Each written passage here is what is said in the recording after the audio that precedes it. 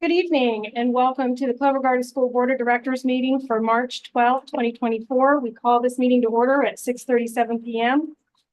Ms. Reagan, role and mission. Will of the board. We are entrusted to care for the current school and stay focused on the vision for the future school. No trust, no unity, no progress. Vision of Clover Garden School. Clover Garden School foster community, generate enthusiasm, challenge students academically, and produce successful citizens. Thank you.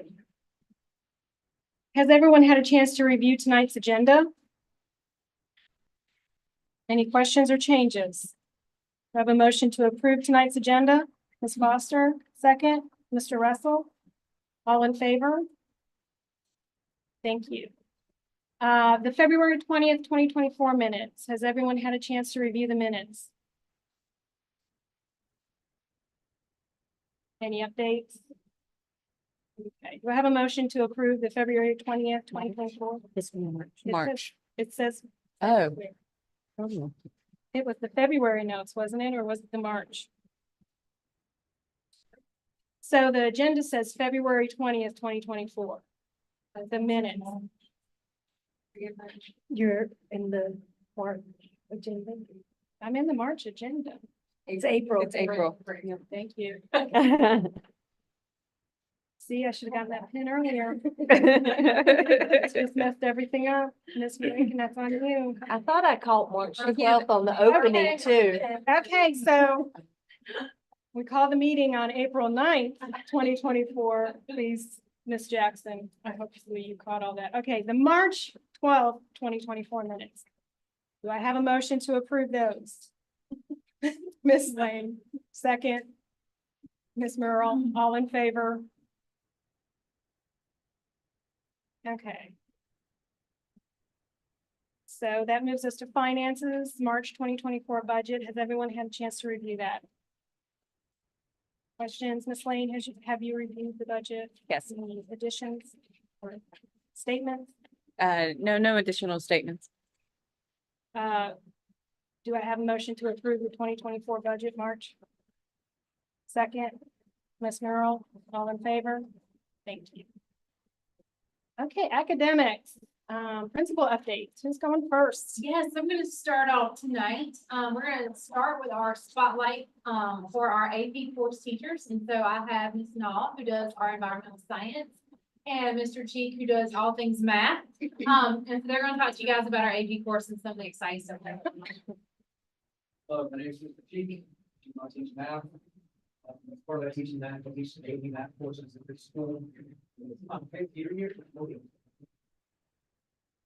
It's 5 years here, and every year I'll call either AP calculus, AP statistics. Calculus comes in two varieties, so I'll call AP calculus AB and AP calculus BC. This current school year, I have an AP statistics class and an AP calculus BC class. I'll talk more about that. Basically, what are AP courses? I mean, as you know, AP stands for advanced placement. They're courses that are taught on a higher level, where supposedly they're taught on a college level. And the kids that get college credit for these courses, if they do well on an AP exam that we do here in May. And this is a national exam, actually it's a worldwide exam. So this curriculum is established by the College Board. This is not a curriculum that I make up for math or the small makes up for science. This is a well-established curriculum. I actually really like the curriculum. I think that if I were to teach a calculus class on my own and just pick the topics that I think are important, and I think we're prepared the kids for college, I would probably pick almost exactly the same thing that the college does. But each AP course is modeled on a college course subject. You take an exam at the end of the year. The APs are given during 2 weeks in May, it's usually the first 2 weeks in May. Then we have to be, the school Clover Garden has to be authorized by the AP course audit to offer these include AP courses, which every year we offer. That. Why would you, as a student, why would you want to take an AP course? First of all, the first one is we stand out on college applications. Okay, these kids are competing with other kids all around the nation, all around the world. We're admission into some of the selective colleges that we have, especially here in North Carolina. If you want to stand out, AP courses show the colleges that you have what it takes to excel there and do well. And then the second, dark mode at the bottom, they can earn college credit for the AP course as well. Sometimes kids will earn up as many as 8 credits for one course. which is a lot, but they can do that for BC calculus most of the time, most of the AP courses, will earn credit at a college, if it's 3 course hours, 4 course hours, or whatever, depending on what the college wants, to do with that. I believe they just passed they just ruled that, all of the state supported North Carolina university system has to give credit for free on the AP exam during the last couple of years. So that was good. That was a success, for our students. And then not only the students benefit from teaching these courses, but I've benefited amidst the teaching these courses. I've been probably a dozen some institutes. I've been teaching AP statistics ever since 2000. Year 2000, the 2001 school year was my first year doing AP statistics.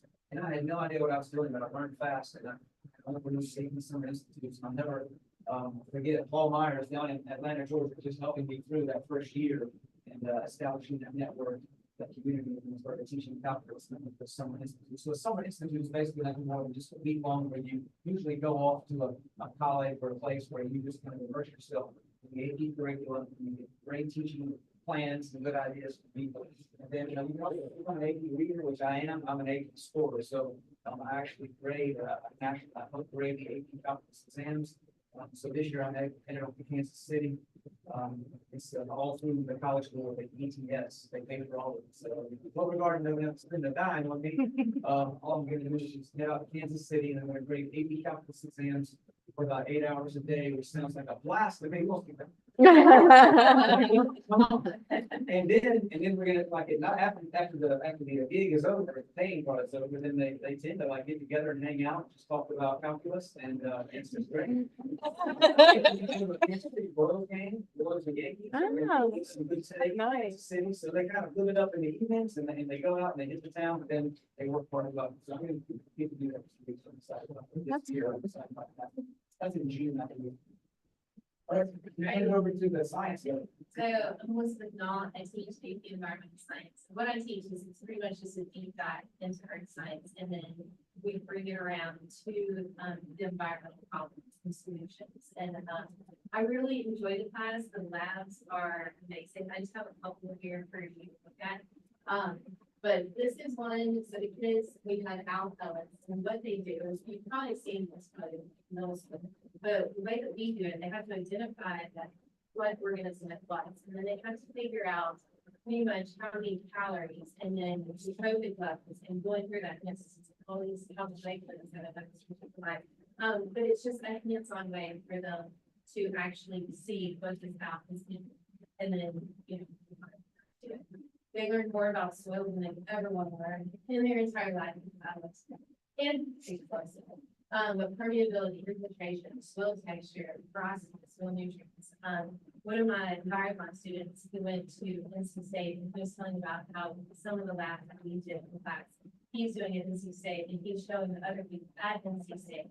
You know, oh, well, this is how we do it. You know, I learned this in high school. But anyway, so these kids are being exposed to that.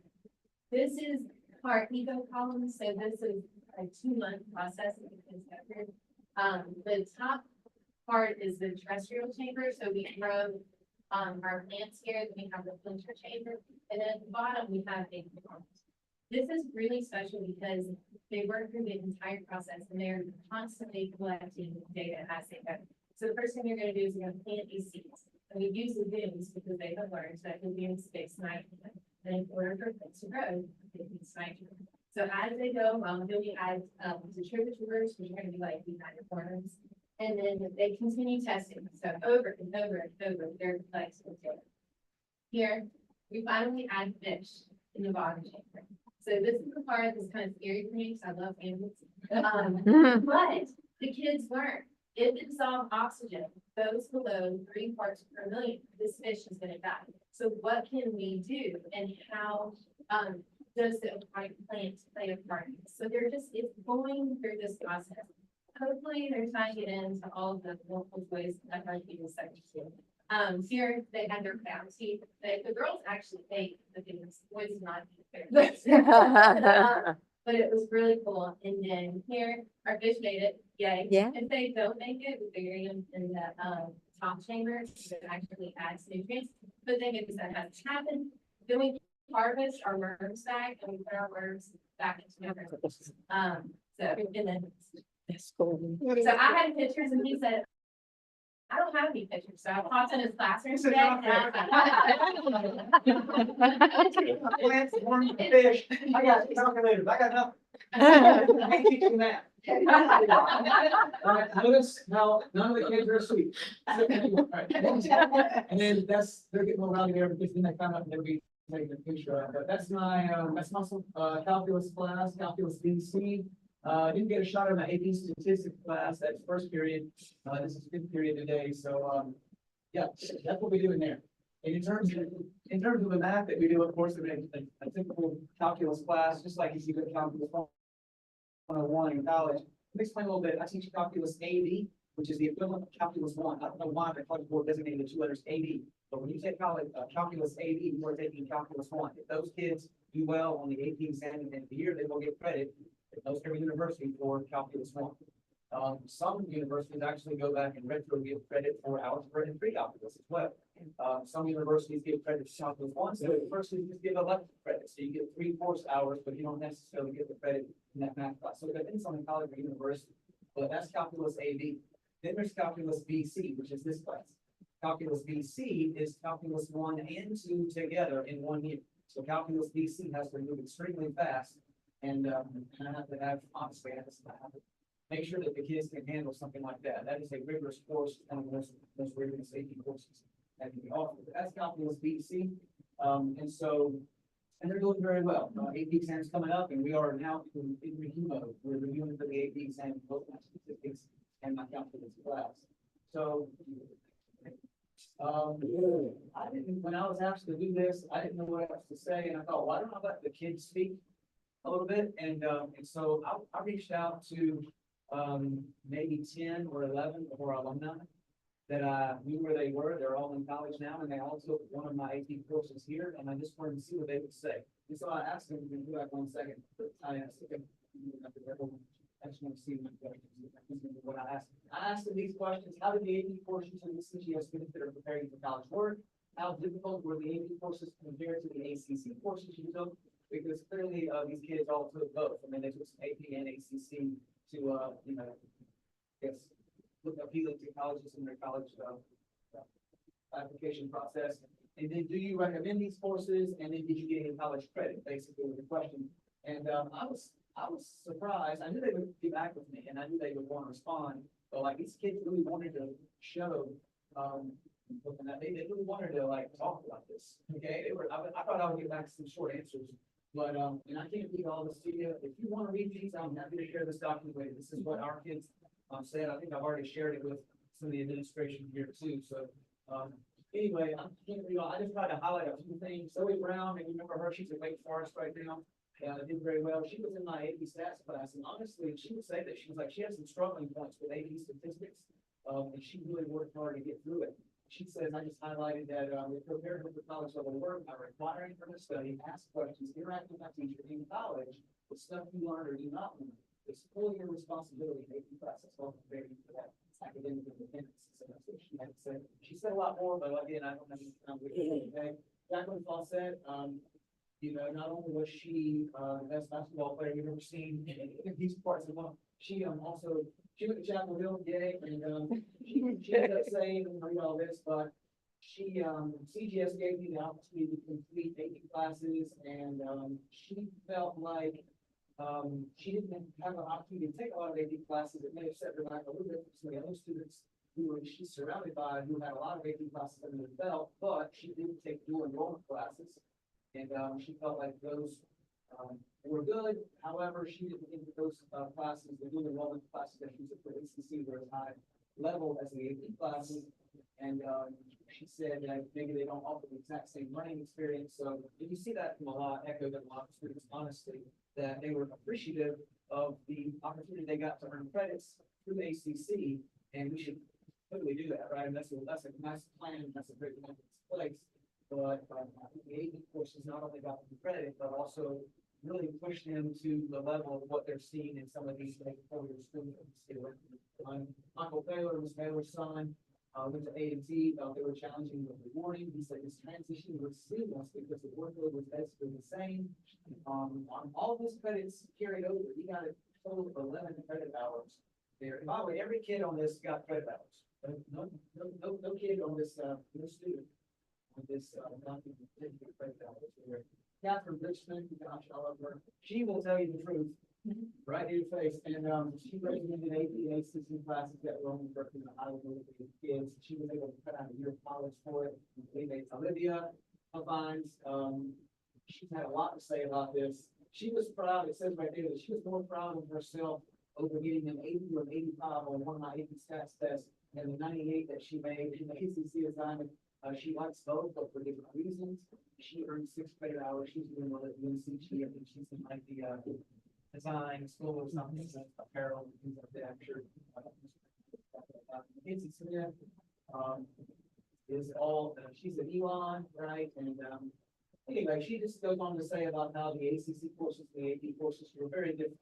And both kind of have like pros and cons there, but she said that the ACC English prepared her for those types of tests, like the AP calculus and section. By the way, Michael Baylor and McKinsey and another fellow took both AP calculus and AP statistics in the same year during COVID. No. That was the COVID year where we were at home for 75% of the year, and I was just communicating with them. Wow. Through Canvas. These kids, I mean, they worked it hard. They really did, and that was amazing to me. And I'll tell you, those 3 kids who did that, let's see, those 3 kids made 5s, which is a high score you can make on the AP stat exam, and they made 4s on the PC calculus exam. So they got all kinds of credit. Rachel Miller went off the ACC. She got married, by the way. It's crazy. And so she said they helped her develop a strong work ethic. Sarah Chapman was my first AP student at the school. Okay, when I first walked in, I was going to teach AP statistics, and then Sarah started talking to me about what she wanted to do with life, and I said, I think maybe you should take AP calculus. And so we walked down to Nina and said, we're going to switch this class to AP calculus. And thank you for the school for just, allowing me to look at that and go, I think there was a need here. And Nina and Ms. Bregan signed off on it and said, let's just change it to AP calculus. And we did it literally within that day. And so the very second day of school, we started AP calculus with Sarah Chapman and another student. And I know it was a small class size, but she was right into calculus 2 at NC State. And she finished that within a day. Wow. And that's a big deal because calculus 2 at Carolina and NC State are the most failed courses in those schools. They used to, I haven't checked in the last 3 or 4 years, but they used to be the most failed courses at those schools. Sarah Chapman walked in there and everything bang. So that was great. Here's Jaden Mann. She's at state, she's doing well. I'm going to scroll the video real quick. Abby Kidd.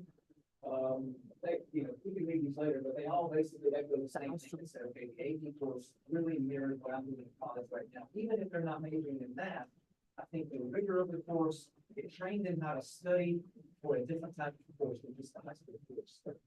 I thought that was really good. That reached back out to me in like within 2 days. They were all eager to say this.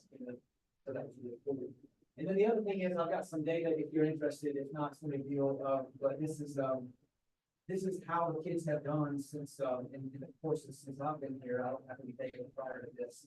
But if you want to take a look at these, I'll pass these out. Not no big deal, like I said. But this just shows you how we're doing. This is the data. You've heard the personal testimonies, but how are we doing in Clover Garden and AP classes? Should we be offering them? Should we not be offering them? I emphatically think we should be offering them So just because these kids are doing pretty well. whatever I have to do, if I have Well, them out of my sure. pocket or whatever. I think that's, there we go. There we go. I didn't Thank bring, you. I'm sure it's my first year, but I didn't bring, my data, but last year's class scored above local and state in everything except one thing, and we bet the state level. But I can absolutely share that with you. She did very well, and it was amazing last year, the first year doing it, and she and I just happened to have the same dude here in the gym, and a lot of morning, she would just talk about, okay, well, how would you do this, and she would pick my brain, and even though I couldn't tell you the first thing about AP environmental, I mean, we could talk about planning, we could talk about prep for the exam, and what good things were, and she killed it. I think she did a very good job. Like you said, 2021, there's the AP. You can just see, this is basically snipped right from the College website. But it shows the mean score, how the kids did here. Their mean score was a 4. The high score is a 5. So the mean scores are 4, that's doing really well. And then, if you look over in that far right column, it says the percent of scores that were a 3 or higher. A 3 gets college credit. Right? A 3 gets college credit at all the North Carolina public universities and most of the private ones too. And so, we had 100% that first year. In statistics, that first year, 2021 was 72%. I'll remind you, those 2 first ones, those are COVID years. Yeah. They were at home for 75% of the year, so those kids really worked hard. I was really proud of them. Yes. If you flip it over on the back, it kind of tells you what we did last year in calculus. We had a mean score of 4.5. I've taught calculus for, I don't even know, 12 years. I think that's my second highest mean score. So I'm comparing our Clover Garden kids to kids from Northern Gilbert High School and from Greensboro Day School, my previous 2 schools. Wow. They're killing it. I mean, they're working well and compare them to the top-notch students in some of those schools, they're measuring up. They really are. In some ways, they're extended. And then there's 38 AP courses in total, and the ones that I highlighted in bold right there are the ones that other schools typically offer, the big schools typically offer. And I'm just thinking that it would be nice to offer a few more. I know we can't offer all of those, and I don't think maybe we should, but it would be nice if we could offer a few more. You have any questions for me? You know, I've talked too long about this, but I can talk for everybody. I'm a big fan of this consistency. Any questions for me? I appreciate everything you've been doing. Yes. But, I've seen how they excelled in these classes. It's a true testament to what y'all are doing. Thank you. Thank you very much. All right, thanks. Thank you, Mr. Chief. Thank Ms. you. Those in marathon and all of those kids that got first place and everything. Oh, That's because of Yeah, her. that's right. Thank you.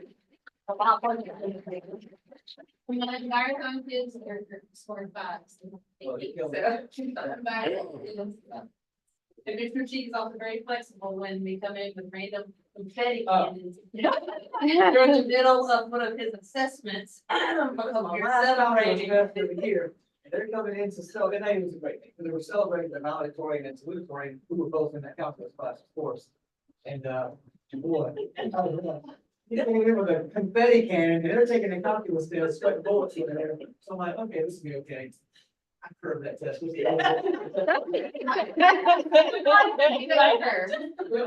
I felt like I had to curve that a little bit. They were awesome people. Thank you.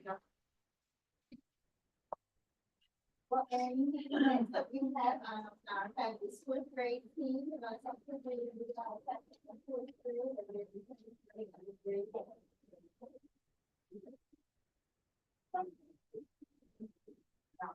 I'm Ms. Chandler, I teach ELA, 4th grade, it's my 4th year here. I actually started, the year of COVID, and that was challenging years that we don't go through that again. But I've been in 2nd grade, through math, I've learned for ELA, 4th grade, which is funny because 4th grade is one of my favorite years.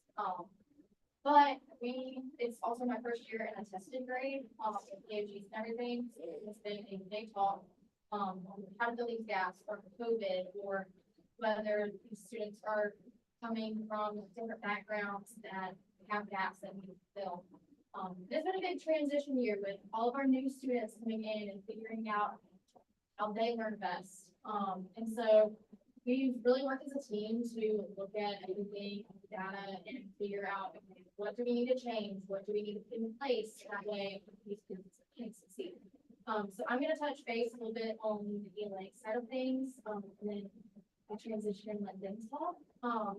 One of the things that I have started doing to prepare for the BOGs and to help with this prepare is I have created these data trackers, and whenever I have my meetings with them after check-ins to like their check-in score, I don't want to just tell them a number, because you can tell them, hey, you got a 54.2 and that is not sufficient, or you got a 70 and that's 4, and sometimes that can kind of go over their heads. So this really allows them to look at it and see, okay, that's where I'm at on the scale of things. But also, I like them to be able to see, okay, am I growing? So that's why I added in after each check-in, we see, okay, if you grew, how much did you grow? And if you declined, how much did you decline? Was it still around the same, or is there something going on we need to address? Something else I like to do that helps them stay motivated is having all of this, their check-in scores, their I-ready scores, their report card grades.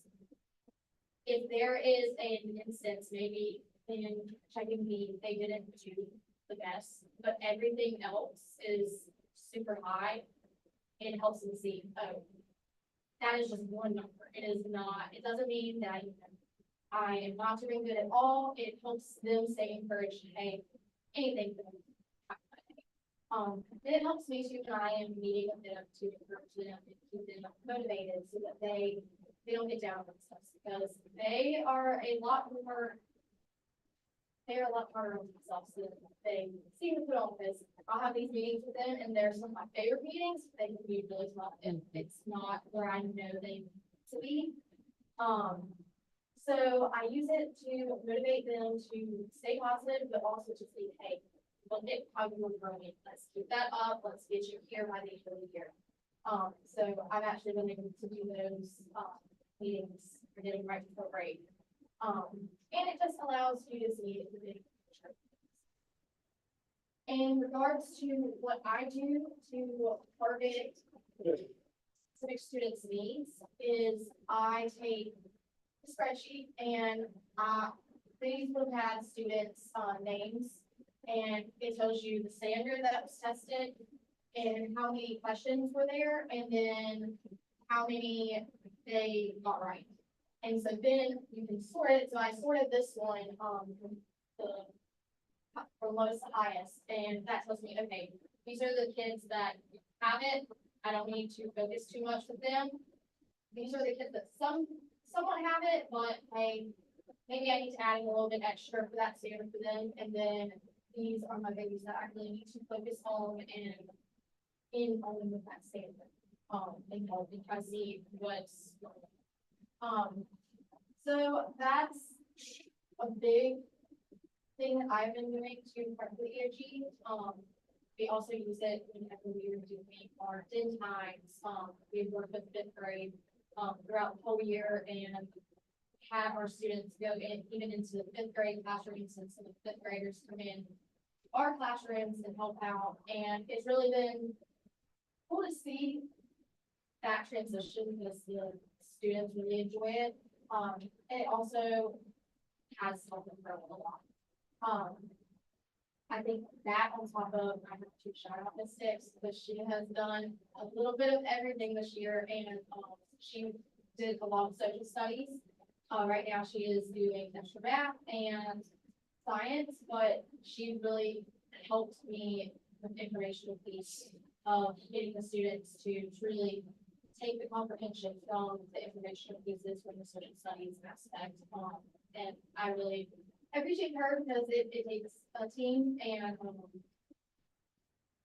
the students are growing and get ready for the EOG. And it's fun whether they're ready or not, but Yep. I think Okay.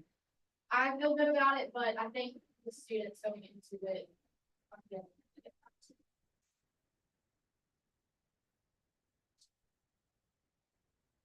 Hey there, I'm Mr. Fremont. I'll tell you a little bit of my history because I'm a newbie and you may not know much about me. I was born in the Philippines. I grew up in Hong Kong and I went to a British public school in Hong Kong. So it was very different. There were no standards. It was just whatever the teachers wanted to teach. So I'm a newbie also to standards-based education. I started teaching in Raleigh back in a long time ago, back in 1984. And I taught at a private Christian school, and then we moved out to Nebraska where my wife was from and taught at a very small private school. And then I felt this stirring in my heart, and I just kept thinking to myself, I want to go back to Hong Kong. I want to go back to Hong Kong. So we made contact with a principal in Hong Kong at a very large Christian school there, and we moved, and we were there for 9 years. During that time, in 2004, Christmas, I lost one of my precious students in the tsunami of 2004. It still hits me every time Christmas comes over, but anyway. Again, we felt this stirring in our hearts, we need to move somewhere else. So we moved to the island of Guam, which is Hawaii, mini Hawaii. It's very similar. And then after 3 years there, we moved to communist China behind the Red Curtain. And we taught there for 4 years, and it was a wonderful experience. I got to teach kids from 40 different countries. And then again, there was a little stirring in our hearts. And we went to the strangest place, we went to Ukraine and taught there for 6 years. And we left just before the war broke out in Russia. And we're careful not to take sides in the war, but we know from loving the Ukrainians, we know where we would stand if we were there. Some of the teachers in that international school are heading back there to help with the school, even though bombs are still falling and missiles are still shooting. So, then I taught at a Christian school in Burlington for 3 years. And then I made contact with Miss Verakin, and this is my first year here. So it's my first real exposure to standards-based education. So I'm a newbie to that too. And it's amazing. Because when you teach by standards, you give the kids what they need instead of just random topics and hoping to fill in the gaps. What these two ladies have done with standardizing the standards and putting them all into compartments has helped me tremendously. I would say we have the best team in school. I know others like to disagree, but I really do. There have been some bumps and bruises, mainly because I'm new to the school and I'm also new to standards. So I'm learning my way. Ms. Verakin's been very patient. So is Ms. Spencer. Ms. Morris has helped. You've helped too. And we're preparing for these end of grade tests. In 2 weeks, less than 2 weeks, we're taking the iReady test. Then the week after that, we're going to do a mock EOG test, hopefully. Right? Okay, we're going to do that. And then in 4 weeks, 3.5 weeks to 4 weeks, we're taking the real thing. So we're trying to prepare these kids not only for the real thing, but the stamina that they'll need for making it through that big challenge. So I can't tell you how excited I am to be here. I'm still learning. I've been teaching 40 years and I feel like I'm a young kid again. I really do. And young kids, they tend to, well, we see it every day in our classrooms. We see the crazy things they do. And sometimes I just feel like bursting out with something crazy.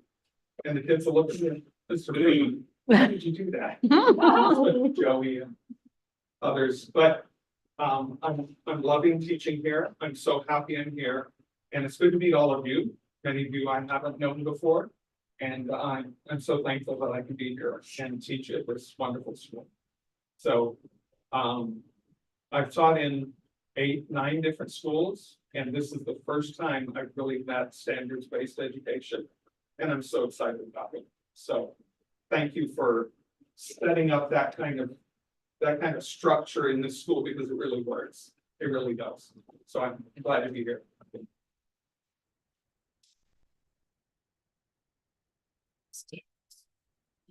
Good evening. I'm Nick. This is my second year at kindergarten.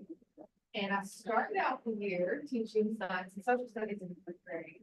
All of us, so we kind of looked at our data and we used that to see what's needed and where. So we've made a few adjustments. We realized we had some more gaps in the curriculum. So now I'm working on science and math with some of our students, with all our students. I have kind of clear behind this, like, worse some of those data, so we can tell the students what you're running more of. And that's one of the things that I've done recently. Now we finished all 3 check-ins. I looked at all of the favorites from every check-in, and So I looked at every single standard for math, every single check-in for math looks at different standards. So check-in 1 has one set of standards. Check-in 2 has a whole different set of standards. So we're in ELA, if you want to see, did we have growth or did we decline? In math, we can't really do that because we're testing on a whole different stuff. So we might see a higher number here or a low, or we got a lower number here, a higher number here, a lower number. This doesn't mean this student went down. It just means that there were more struggles in this specific check-in with these standards than there were with the other ones. So I've had some data meetings with the students to explain this, more like, get down, where I got, I got a 0 this one thing. And I'm trying to explain that's one question, or that's 2 questions. But now that we have this information, we can look, see, okay, on this first check-in, OA1 was your biggest struggle. So now we're gonna target that. We're gonna look at specific lessons in Study Island. We're gonna look at Common Core sheets. We're gonna focus specifically on new standards that you have the biggest need in. Your need might be a bit different than somebody else beside you. So that's what I've been working on recently, is assigning specific lessons to each individual student based on their exact needs from their data, from all of their check-in. One of the things that we switched over when I transitioned into math is our students used to go into the gym in the mornings before they came down to the classroom. And have them to the classroom instead of going to the gym. Number one, it makes it easier to start them more instead of having all 75 of them coming down the hallway at once, coming at it to where I want them to go. They kind of trickle in, but we have that time set up in the morning, so when they get there, they put it back, so when they get their computers, they get on iReady, and they start working on their iReady math. If you're not familiar with iReady and their math figures out where they are, and it gives them lessons based on where they are. So again, just like these standards and assigning different assignments based on students' levels, iReady is going to do that for them too. So they have that extra time in the mornings where they're getting that extra instruction from iReady. A lot of us have worked it into our classroom time for like early picture work. We have something else early, but now you're on iReady math because it's going to meet those students where they are to help them get that growth, to get them where they need it, those specific areas. We do try to make it fun. So we don't just working on like problems with worksheets. We have gotten these like bookboards in my classroom where I have done scoops where they have a different question like room, and I go answer them, or I've had then have their questions that go, to give them the notes, they just take it back to them, they work on answer, I think they have to come in the next one, and back and forth, but that keeps it fun, it keeps it exciting. Another thing I have done with the whiteboards, I have, I'll get a book called Doing Things in the Classroom in Mathematics, and it was really cool, that's where I got the idea from, going with whitebooks, they're called vertical non-permanent surfaces. So it tells ideas that show around the room, so if they get stuck on something, they can look at like, hey, they tried this stuff. Let us try this way, see if we can get going. It also makes them not afraid to make mistakes because it's not permanent. They can erase it and try again. The biggest thing I have with first is don't erase it just yet. Sit with it for a second. Then you sit on all this other board, trying to work with it over here to make sure you really don't need that information because you feel the right track, or you might end up making the same error you did over here. You don't do that again. But it gives them that freedom to kind of make those mistakes and work together to figure out some of those things. And they really enjoyed some of the different challenges stuff.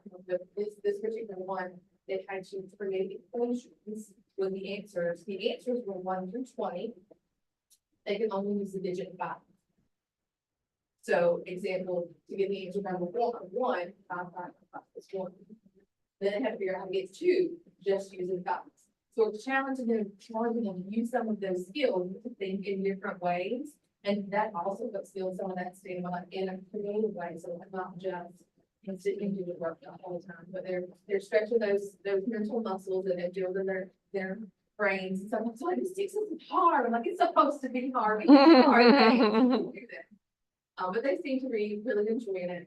And we have seen from some of the standards that we have doubled up on for this last check-in, we've seen growth in those specific standards when we're going back and reinforcing and getting those again. The numbers show that we are seeing growth by us doing this. So it's working right now. I'm excited to see the next already that I'm at 6 and we'll get ready.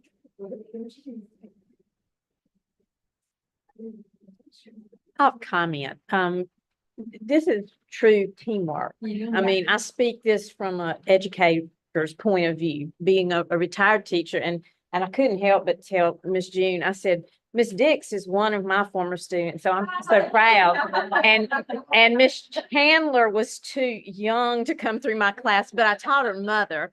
And so a lot of pride here, but when you are teaching across the curriculum, and that's what's going to make a difference, because Miss Dix is coming in and helping fill in those gaps with reading and with math.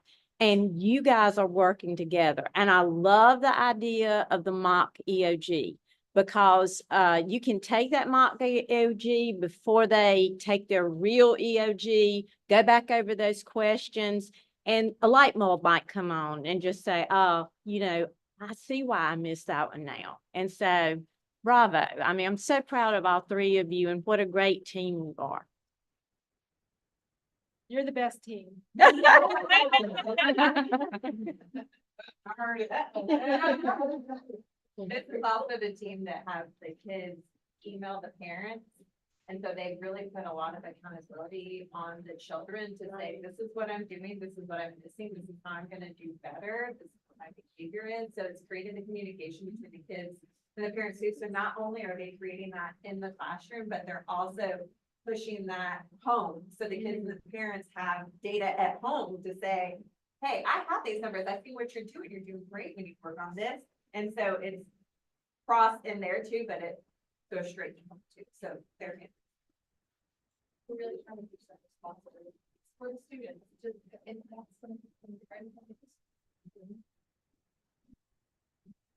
Great job. Thank you.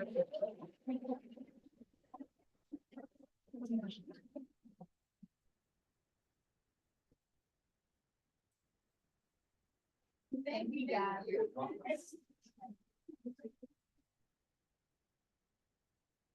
Well, and so we're saying thank you, we're gonna go ahead and look at some other individuals that we kind of wanna do some things and recognition to with some so we're just together, guys. Yeah. However, just wanna publicly say thank you to Mrs. Bradford for organizing. I want to say this, we're making a lot of declarations tonight, so for organizing our now annual pickleball tournament. Great experience for the students and staff. So thank you to her. She's spearheaded that. Mr. Harper, we spoke to our staff. That was fun. As we were closing up our March Madness. And then Miss Engel, these are all our teachers actually. And Miss Engel, they use her skills as director of our middle school production just before the break. We had a great turnout with that. So we're gonna recognize them. And so along the lines of thanking some of our community support, Elon Academy, partners with us, and we had 3 students today that were presenting their acceptance letters into the Elon Academy. So we're very thankful for that collaboration with Elon Academy. Plus, we're super excited for our 3 students who received their acceptance today. And this is National Volunteer Month. This is the month of April. So we just want to send a big shout out to all of our CGS volunteers and supporters as we continue throughout this month. The next piece we're going to talk about is assessment and data. As you can see, there's a lot of data going on and a lot of assessment going on right now. We have been gathering the data from the 3rd NC check-in from our 3-8. We're still in the check-in process in our high school, so we're hoping to have a more comprehensive data review for you guys in May, because we will be finished with our last one May 3rd. We finished up our ACT testing today. Yay, the boxes go out tomorrow morning. Super excited about that. And we had 100% participation. We did have to do all the makeup sessions, but all of our 11th graders took the ACT. So I'm super excited about that. We have some professional development coming up. Obviously, since testing's coming, we have to train our staff on how to do that well and in accordance with all the state standards. So our next PD is going to be on the 25th of April, and that's when we're going to train our 3-8 teachers in the end of grade testing and the Read to Achieve testing. I am planning on training the high school staff and the EOCs and APs. We're just waiting on the materials to arrive. And so Also, this month, we have an MTSS, opportunity for our staff to come together once we have all of that information, and they're gonna look and see what specific students' needs are, and see which students are doing well and may need to, de-escalate in a tier or escalate in a tier, and so that happens at the end of April. AIG spring head count is due to DPI soon, and we are up on all of our reports and staying on those deadlines, and so that's something else that's so great.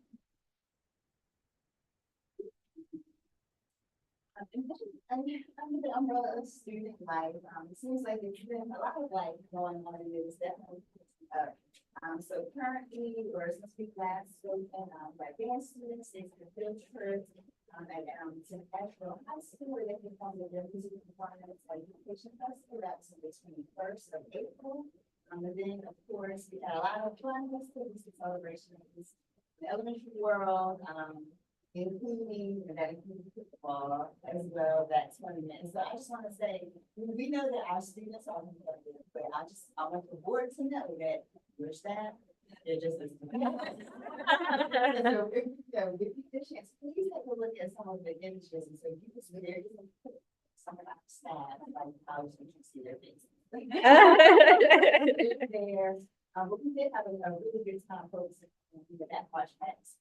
And the focus was against maintain relation. I think it was focus and that this foundation is finished strong, which we need that right now as we continue to move on. Student council is doing the big benefits for ASS running, April of 12. And then we also have students are still working over on this campus, so I keep them challenged. We have 3 more letters to get in, and again, that's again to reinforce our positive behavior, and so thankful to take. I feel like oh my goodness, we're almost there for the year. We have 3 more. No. No. So that's, And we had our first social learning experience, our last early release day right before spring break.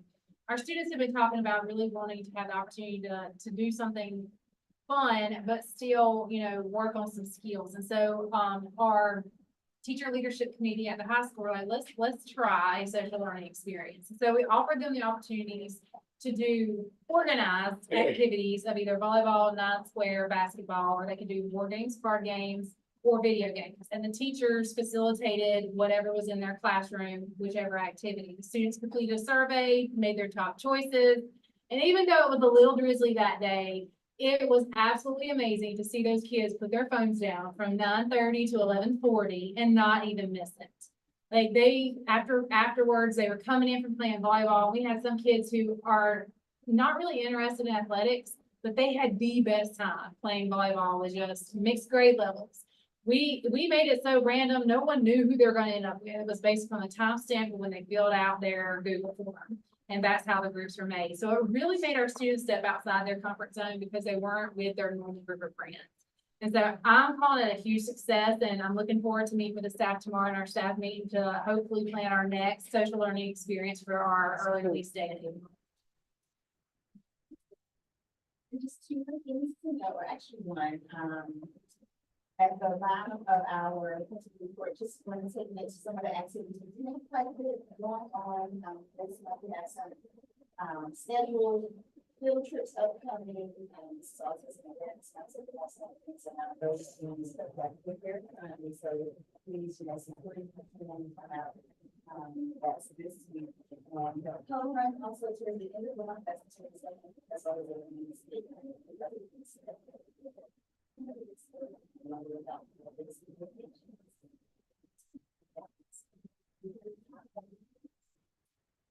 Thank you, Dr. Morris. Thank you, Ms. Spencer. Appreciate that. Okay, Ms. Barakin, faculty and staff mid-year survey.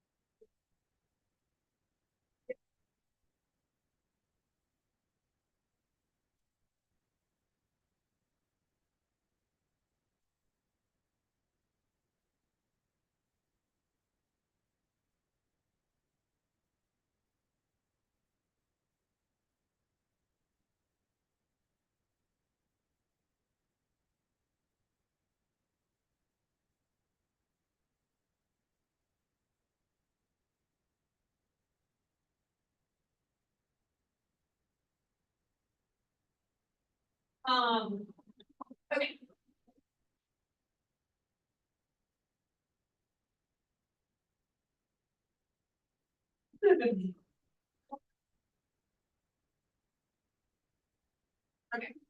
Okay, so it's my turn.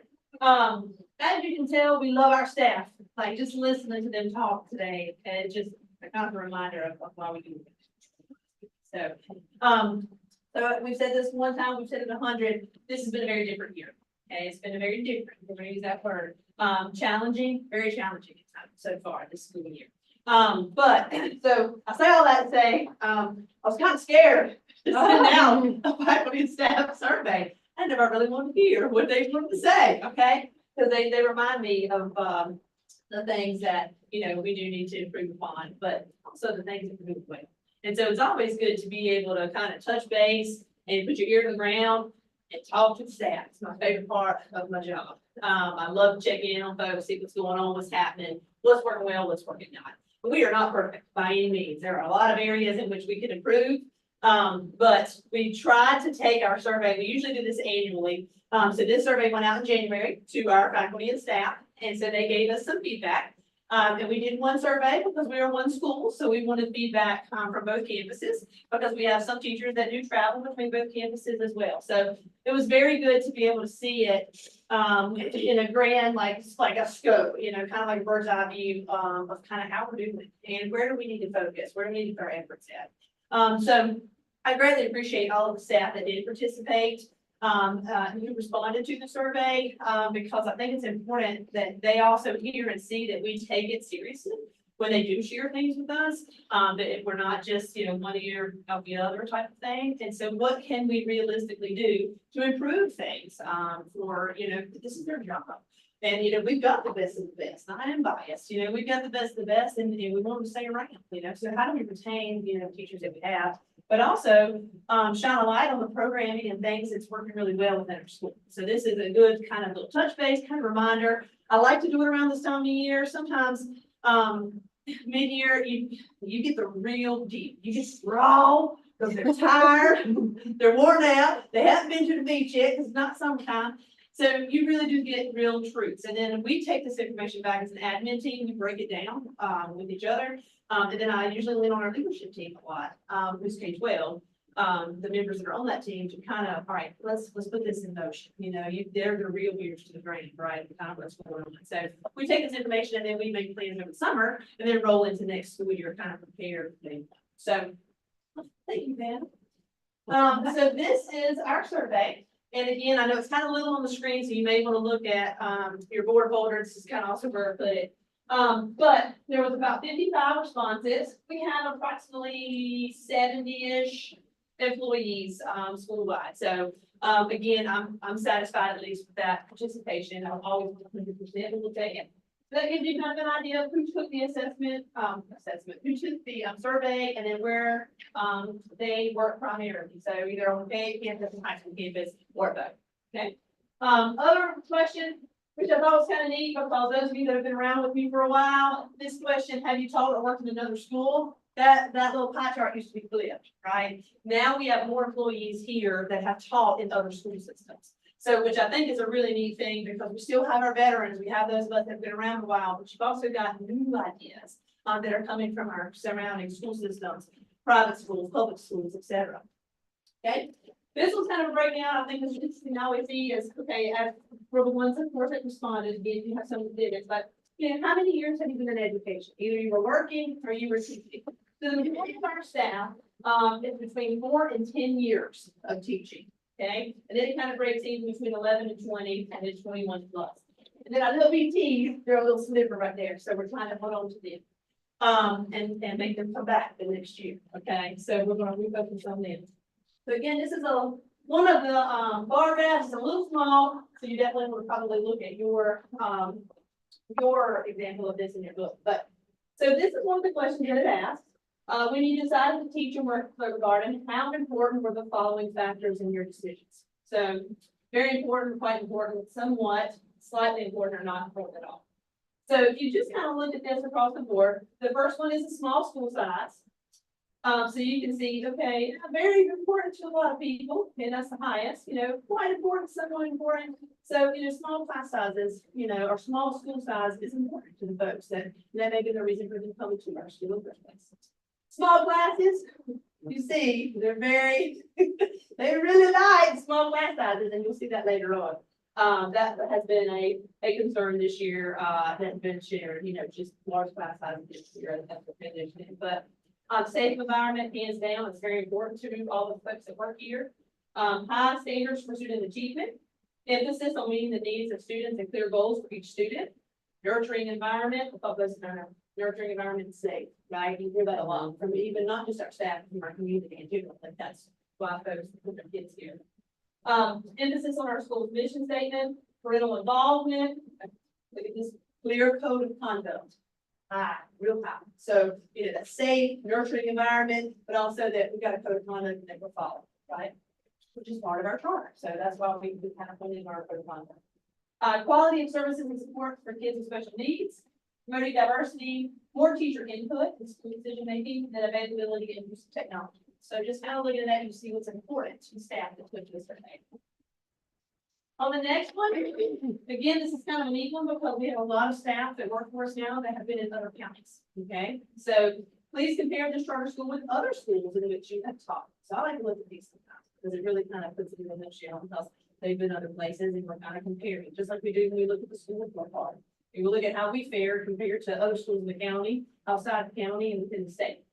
So school size, still in the better category, about the same. This year, I still thought I'd have a whole lot more of a year that's in yellow. So I feel good about school size.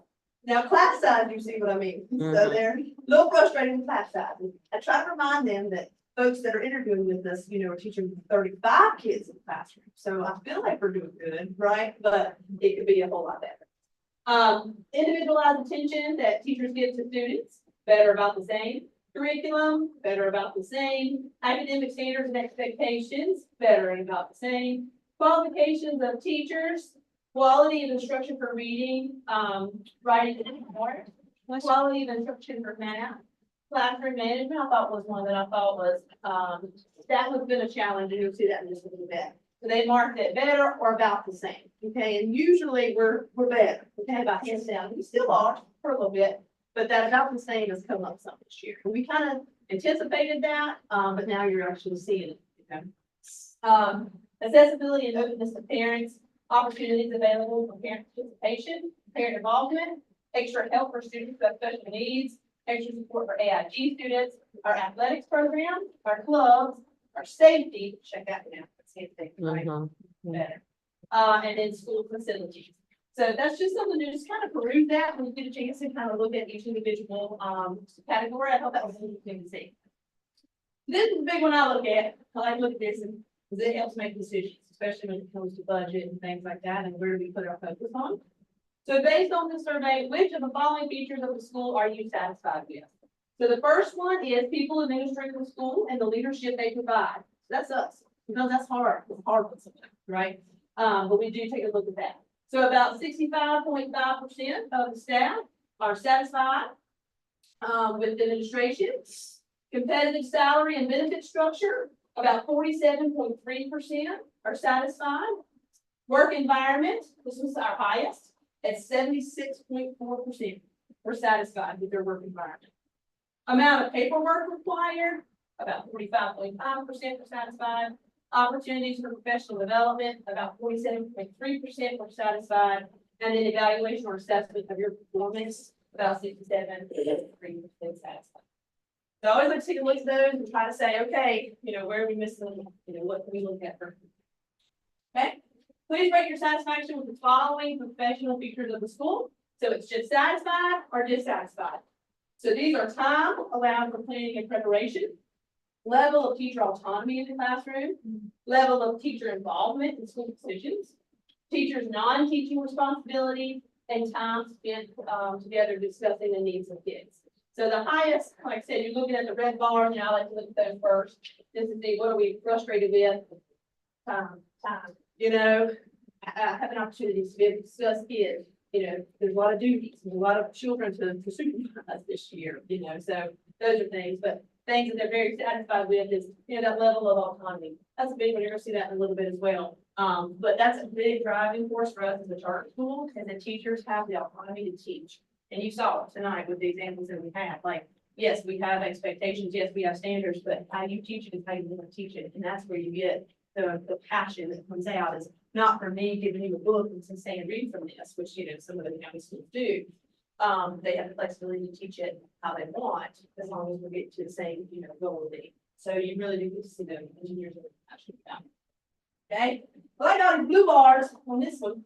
How satisfied are you with the following school operations?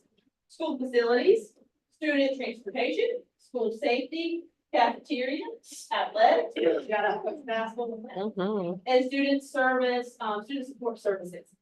Which I kind of see that one because this year we've had to increase our mental health, vendors and things like that to assist with kids, and truthfully, it's still not. Miss Smith reminds me every day that it's still not enough. So that was kind of one I was also kind of anticipating. All right. Thinking about your overall experience during the school year, how satisfied are you with the following school aspects, programs, and services? We are really satisfied with the length of the school year. I didn't know this, all my July people, remember back in the day, they made shirts, it's just still July when they had to come back to work, okay? But right now, we are so satisfied with getting out in May and come back in July. Ability of the school to fulfill its mission, individualized attention teachers give to students, academic expectations and standards, this will be, our expectations for our kids.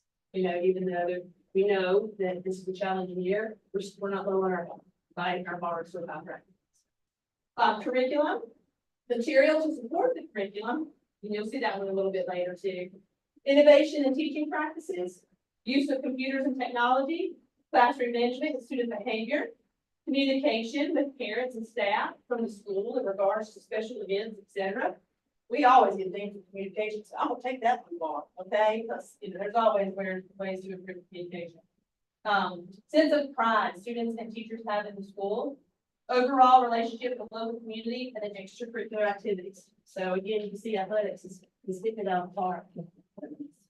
Anyway, next. So this one is, so these questions are designed to help gain a better understanding of the kinds of things that create difficulty for instructional staff in their school activities. So this one is indicating your opinion about each of the statements below. So these are questions, and then they had to say, for example, how much input do you think you have in handling disruptive behavior? So a great deal is the blue bar, some is the red bar, average is the yellow, not much is green, none is purple, and not applicable is blue. And the reason that I left the non-applicable is I took out like the uncertainties. Either you know or you don't, right? That was one of the things we got back in the day that we wanted to take away.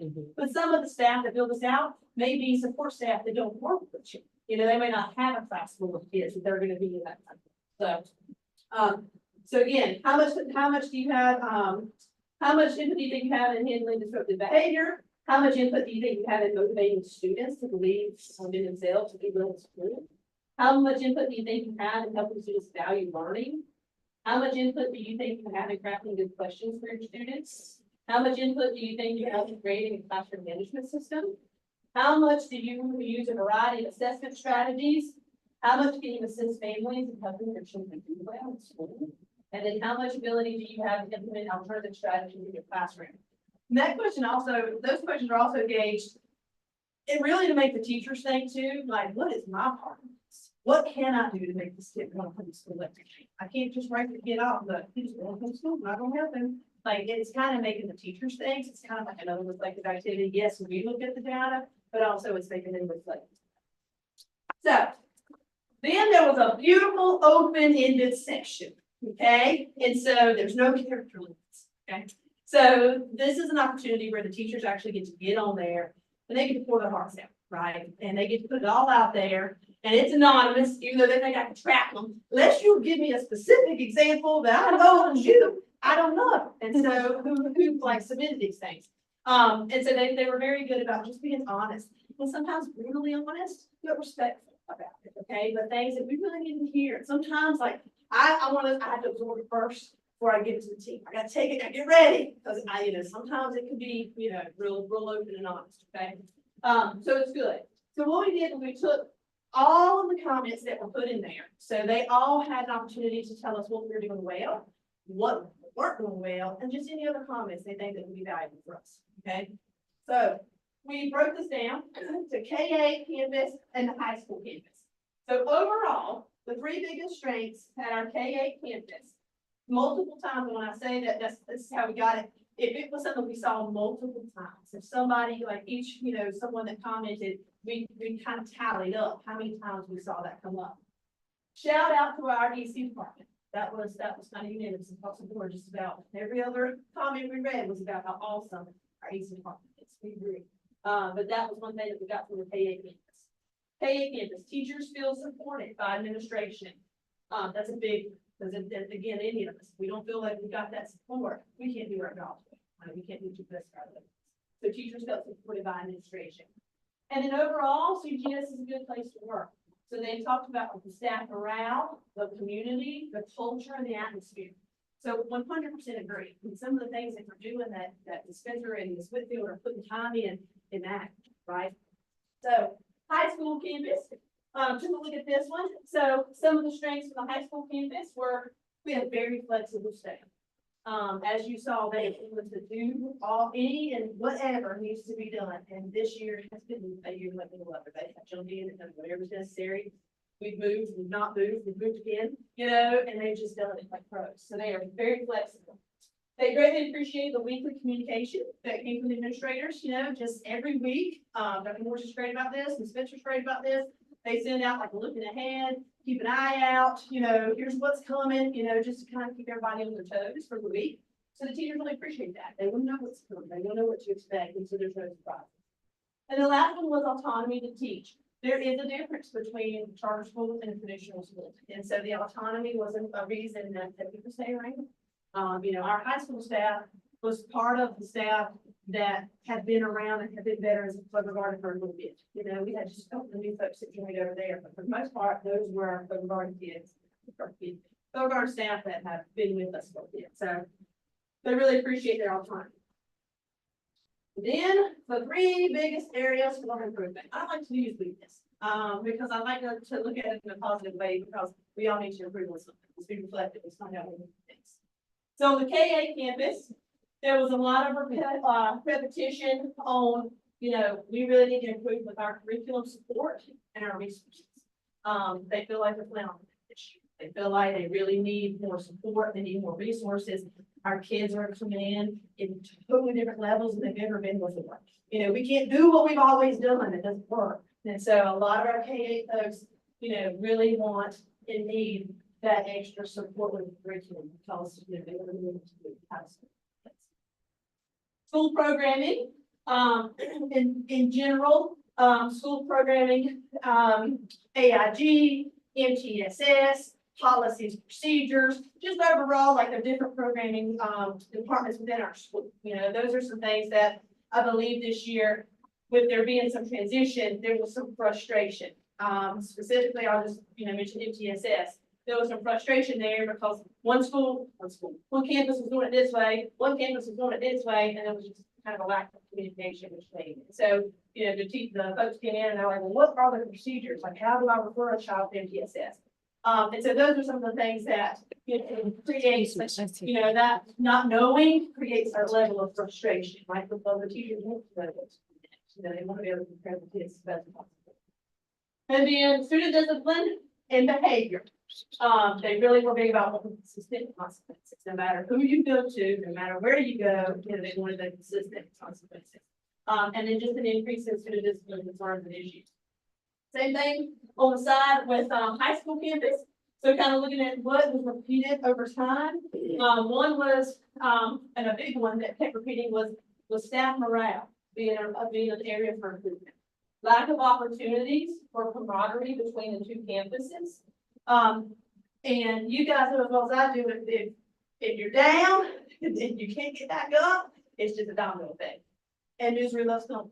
So, it's kind of, I'm miserable and I pull you in, now we're both miserable, and it does, it affects everybody, it affects the kids and everything. So they really, as a staff, as a whole, were lacking and felt we really needed to improve this. This was really missing from our high school campus.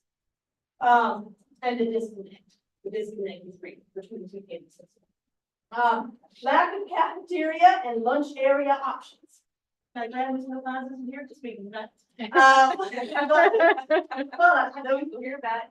But frustrated with lunch. You know, we didn't realize how much we miss a cafeteria. Okay, until it's now on paper, yeah, we can do this, we can do that. Well, then when you get in the throes of it, oh goodness, we got spills, we got people balancing stuff on their legs, it's all kinds of crazy. So they were some frustration with that, during the school day, just being stressed out about lunch in general because of the lack of seating, the lack of areas to sit and things like that for lunch. And then as you see, as the similarities between both campuses, student discipline and behavior, having those consistent consequences.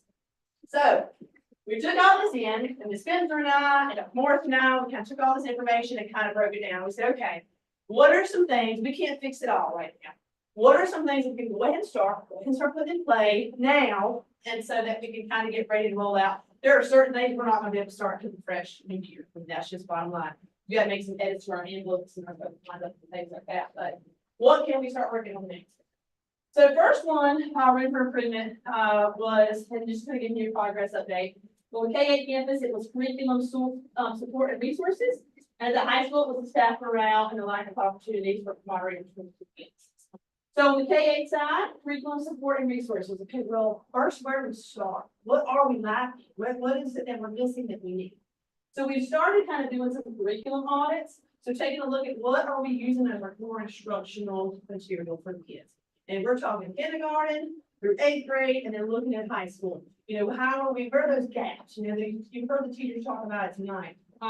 You know, the flip side of having autonomy is that you're not all doing the same thing.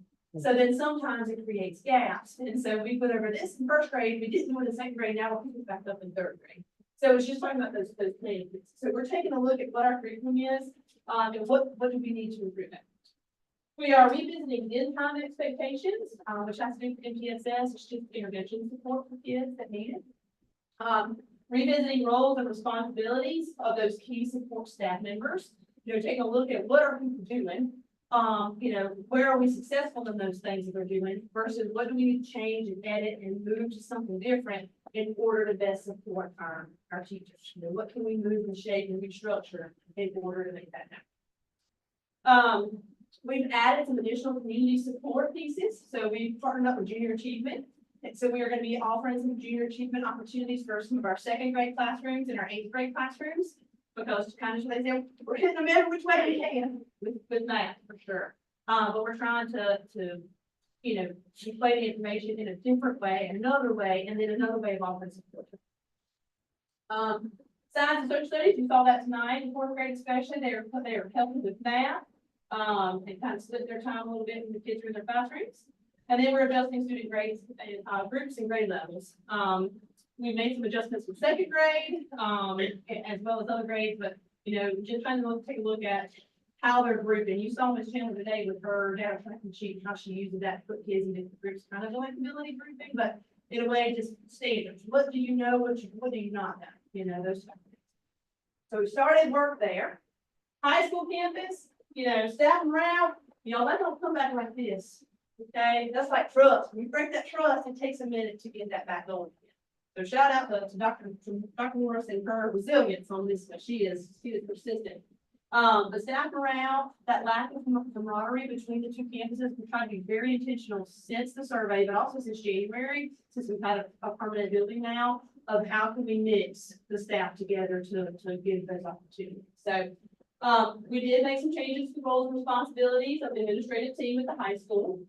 We increased opportunities to be one school and reminding everybody there's still one school. But having opportunities for like leadership teams, sit team meetings, we have taken turns. Like leadership team meeting, the last month was on this campus. The month before it was on the high school campus.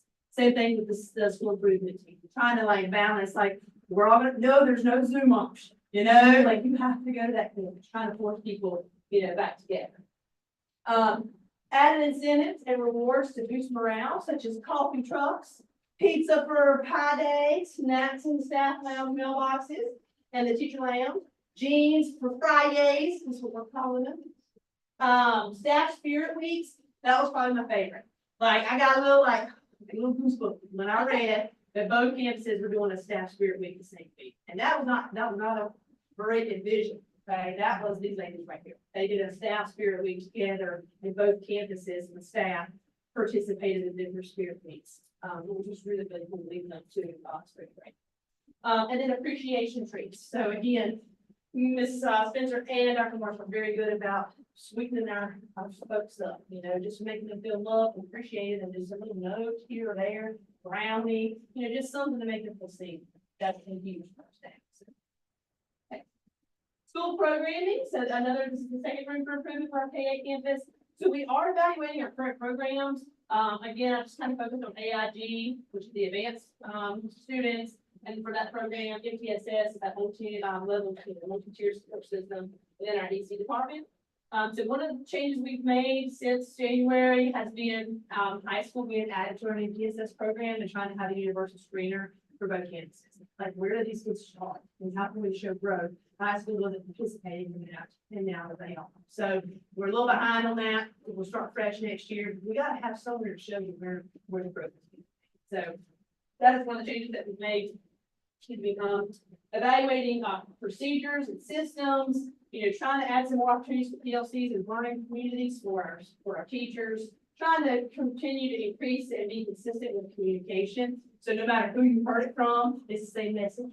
Those staff, I love to death, just like kids. They'll go to one, ask them, they'll like that answer, they'll go to the next one, they'll see if I can get a different answer. And then by the end of it, I'm like, well, I talked to such and such. Well, I talked to such and such. Well, I talked to such and such.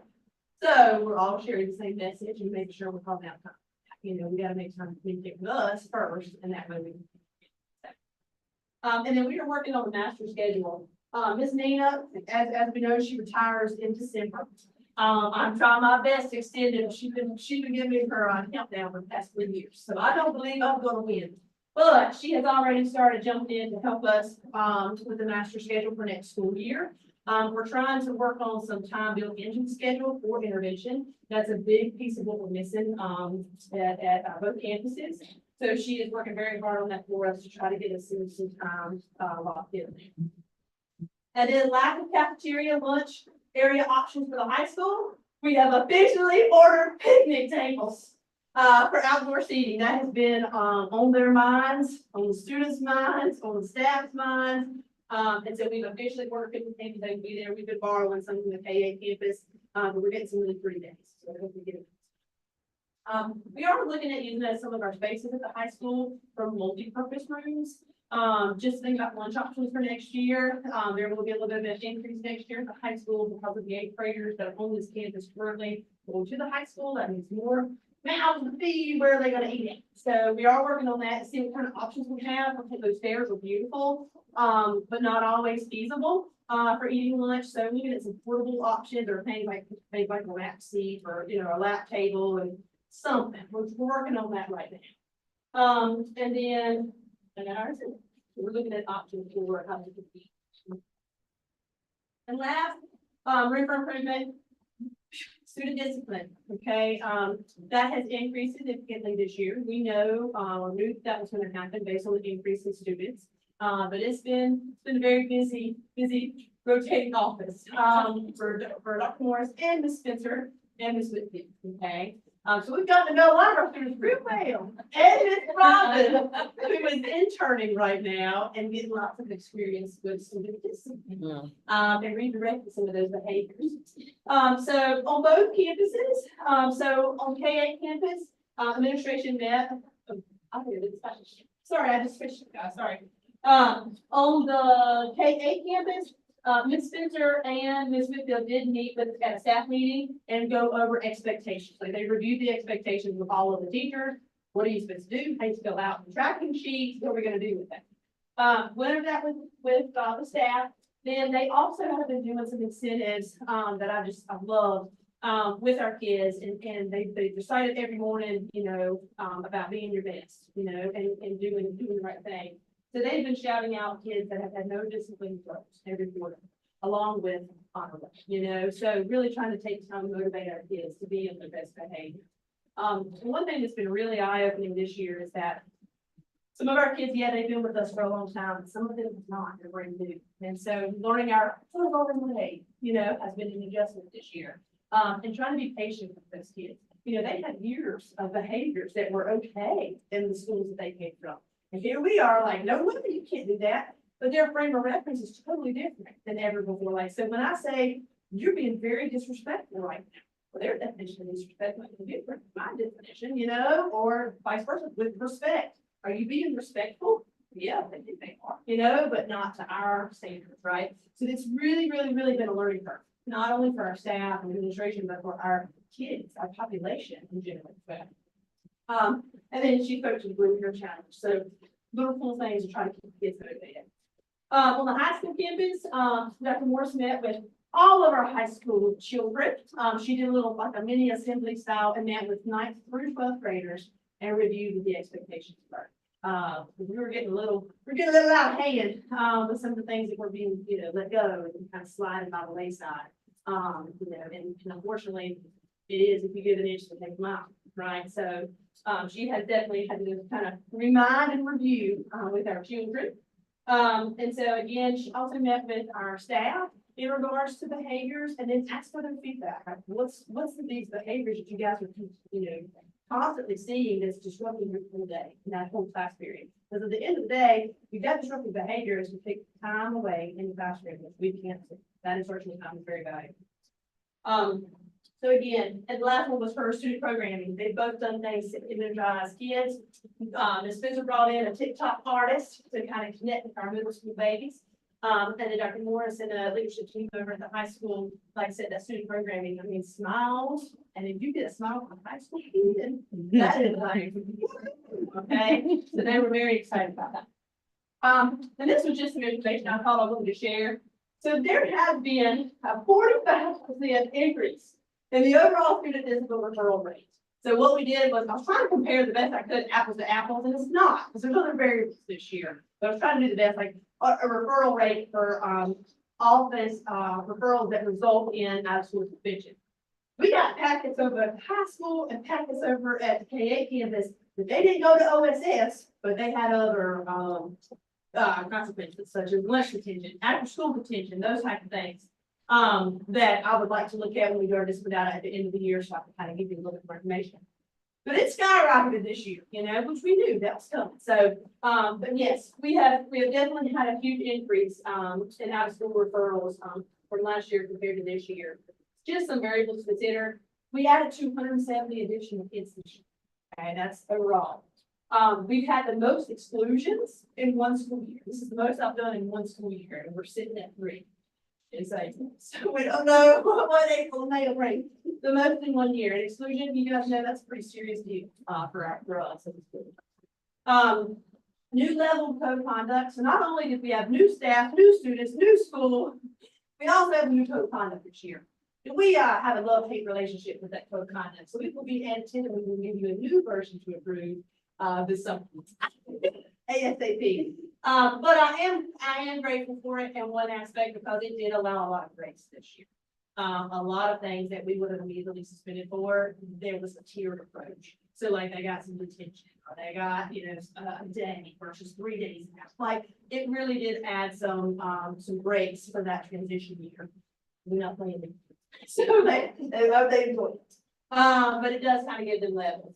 And then again, just our transition year in general, we still have staffing shortages, we still have vacancies and openings, just like everybody else. I feel like definitely have some larger classroom sizes this year compared to the average of 25. And then of course, new employees, staffing. So kind of put together some next steps of what we do next after this. So our goal is hopefully this weekend, if not the following, we're going to get our survey out to our families. So that will be a big one that we'll get some feedback from. We have some other questions we're going to add to it. It'll be very similar to the faculty and staff survey, but some more pointed towards